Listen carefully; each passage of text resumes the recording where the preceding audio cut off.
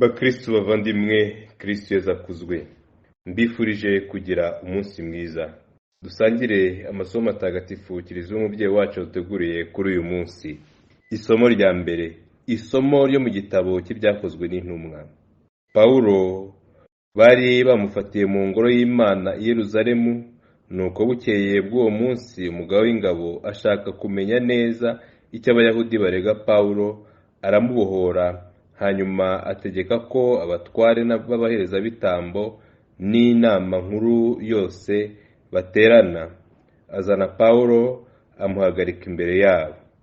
Pawulo ngo amenye ko iryo koraniro rigizwe n'igice kimwe cy'abasaduseyi n'ikindi cy'abafarizayi, avuga aranguruye imbere y'inama nkuru ati, bavandimwe, ndi umufarizayi, nkaba umwana w'abafarizayi. Icyatumye nshyirwa mu rubanza, ndazira ko niringira izuka ry'abapfuye. Ngo amare kuvuga ibyo, havuka amakimbirane mu bafarizayi n'abasaduseyi, ikoraniro risubiranamo. Koko rero abasaduseyi bavugaga ko nta zuka, nta mumarayika, nta na roho bibaho, naho abafarizayi bakemera ko bibaho. Haba urusaku rwinshi, bituma bamwe mu bigishamategeko bo mu gice cy'abafarizayi bahaguruka, barwana ishyaka bikomeye, bagira bati, nta kibi tubona kuri uyu muntu. Mbese none roho yaba yavuganye nawe, cyangwa se umumarayika? Kubera ko amakimbirane yarushagaho gukomera, umugaba w'ingabo atinya ko bari butanyaguze Pawulo, niko gutegeka abasirikare ngo bamanuke bamuvane hagati yabo, bamusubize mu kigo cyabo. Mu ijoro rikurikiyeho, Nyagasani yabonekera Pawulo aramubwira ati, komera, uko wambereye umugabo i Yerusalemu, niko ugomba no kuzambera umugabo n'i Roma. Iryo ni ijambo ry'Imana.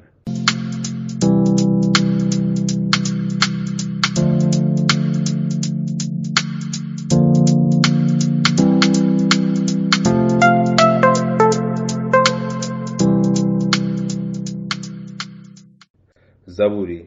Mana yanjye unyiragirire, kuko ari wowe buhungiro bwanjye. Mana yanjye unyiragirire, kuko ari wowe buhungiro bwanjye. Uhoraho ndamubwiye nti, ni wowe mutegetsi wanjye. Uhoraho, wowe munani wanjye n'umugabane wanjye, uko nzamera ni wowe ukuzi. Ndashimira Uhoraho ungira inama, ndetse na nijoro umutima wanjye urabinyibutsa. Uhoraho mpora muzirikana udahwema, ubwo andi iruhande sinteze guhungabana. Nicyo gituma umutima wanjye unezerewe, amagara yanjye akamererwa neza, n'umubiri wanjye ukadendeza mu ituze, kuko utazantererana ngo mpere ikuzimu, kandi ukaba utazemera ko umuyoboke wawe agupfana.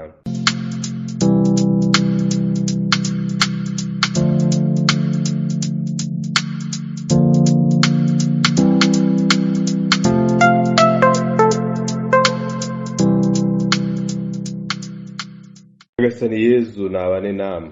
Amagambo yo mu Ivanjiri ntagatifu uko yanditswe na Yohani. Muri icyo gihe Yezu agiye kuva kuri iyi si ngo asange se, yubura amaso ayerekeza ku ijuru, maze asenga agira ati, si bo bonyine nsabira, ahubwo ndasabira n'abazanyemera babikesha ijambo ryabo, kugira ngo bose babe umwe, nk'uko wowe dawe uri muri njye, nanjye nkaba muri wowe. Ndasaba ko nabo bunga ubumwe muri twe, kugira ngo isi yemere ko ari wowe wantumye. Kandi ikuzo wampaye nanjye nararibahaye, kugira ngo babe umwe nk'uko natwe turi umwe. Mbe muri bo, nawe ube muri njye, kugira ngo bagere ku bumwe bushyitse, maze isi imenye ko wantumye, kandi ko wabakunze nk'uko wankunze. Dawe, ndashaka ko aho ndi abo wampaye nabo tuhabana, kugira ngo babone ikuzo ryanjye wampaye, kuko wankunze isi itararemwa. Dawe w'intungane, isi ntiyakumenye ariko njye narakumenye, n'aba kandi bamenye ko ari we wantumye. Nabamenyesheje izina ryawe kandi nzakomeza kuribamenyesha, kugira ngo urukundo wankunze rubabemo nanjye kandi mbabemo. Iyo ni ivanjiri ntagatifu.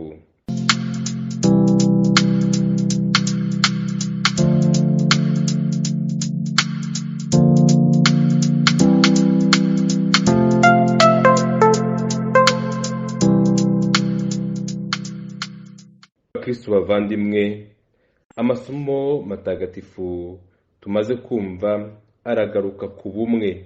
Iyo ubumwe buri muri twe tuba turi abana b'Imana.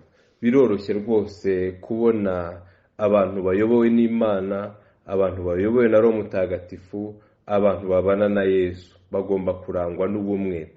Amakimbirane, umwiryane, imvururu ni ibimenyetso by'uko Sekibi yimitse ahantu. Igihe cyose turangwa n'amakimbirane, igihe cyose turangwa no gusubiranamo, igihe cyose turangwa n'amacakubiri, tuba tugaragaza ko tutaraba Imana, cyangwa se Yezu atadutuyemo ngo Roho Mutagatifu we atuyobore. Nibyo twumvise mu isomo rya mbere, aho abantu bahuje umugambi mubi wo kwivugana Pawulo, bamuziza ukwemera kwe, bamuziza ko yamamaza Kristo, bamuziza ko yemera ko Kristo ari muzima. Mu by'ukuri yaje kubona icyuho, abona intege nke zabo. Nubwo bari bahujwe no kumugirira nabi, hari byinshi byabatandukanyaga. Niyo mpamvu rero Pawulo abishingiraho akabagaragariza ko ahamya ko Kristo ari muzima, kandi Kristo ahamya akaba muri hafi. Bamaze kumva rero iby'izuka, bamaze kumva Roho Mutagatifu, bamaze kumva umumarayika, batumvikanagaho uko abasaduseyi batemeraga ibyo byose, ariko abafarizayi bakabyemera, bibabera impamvu yo gusubiranamo, ndetse abafarizayi bahitamo kurwanira ishyaka Pawulo, bagaragaza ko nta kibi yakoze, kuko yaramaze kubagaragariza ko ari umufarizayi, kandi bahuje ukwemera, kandi bahuje kuba bazi neza ko izuka ribaho. Uyu munsi rero twumve ko tugomba kwirinda ikintu cyose cyakurura amakimbirane mu buzima bwacu nk'abakristo. Tubeho turi abantu bahamya ko Kristo yazutse, tubeho turi abantu bahamya ko twizera ko Kristo aduha ubuzima buzima, kuko yadutsindiye urupfu n'icyaha. Mu ivanjiri Yezu Kristo aradusabira, arasabira abe bose bemera, kugira ngo babashe kumenya ubumwe bugomba kubahuza no kubaranga. Ibyo bibahe ubutwari bwo kumuhamya kuko ari we wazutse. Yezu Kristo rero asabira abe bemera kugira ngo bose babe umwe muri we, kandi bakomeze abandi mu kwemera.